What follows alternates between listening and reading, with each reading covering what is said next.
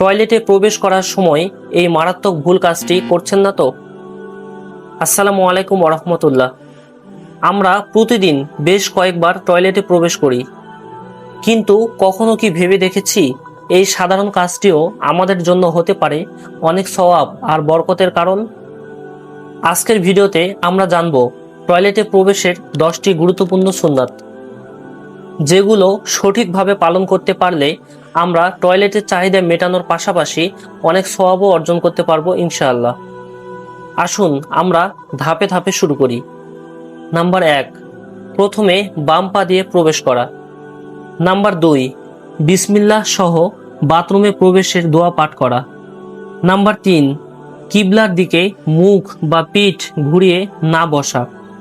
Number 4, নামাজের কাপড় ব্যতীত অন্যান্য কাপড়ে বা অন্য কাপড়ে ইস্তেঞ্জা করা উত্তম, অন্যথায় নাপাকি থেকে খুব বেশি সতর্ক থাকতে হবে।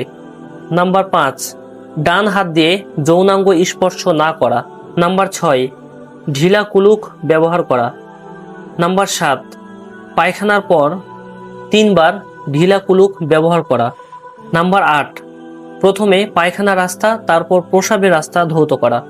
নাম্বার 9, শৌচকার্যের পর সাবান অথবা মাটি দিয়ে পুনরায় হাত পরিষ্কার করে নেওয়া উত্তম।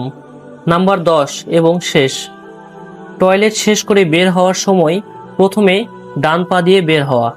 প্রিয় দিনী ভাই বোন, আসুন আজ থেকে আমরা সকলেই টয়লেটে প্রবেশের এই গুরুত্বপূর্ণ সুন্নাতগুলো মেনে চলার চেষ্টা করি ইনশাআল্লাহ। আজকের এই ভিডিওটি যদি আপনাদের বিন্দু পরিমাণও উপকারে আসে, তাহলে ভিডিওটি বেশি বেশি শেয়ার করে দিন এবং অন্যদেরও জানার সুযোগ করে দিন। আসসালামু আলাইকুম ওরহমতুল্লাহি ওবারাকাতুহু। আপনারা যদি এমনই সব দারুণ দারুণ ইসলামিক কন্টেন্ট নিয়মিত দেখতে চান, তাহলে আত-তাফাউল চ্যানেলটিকে সাবস্ক্রাইব করে আমাদের সাথে থাকুন।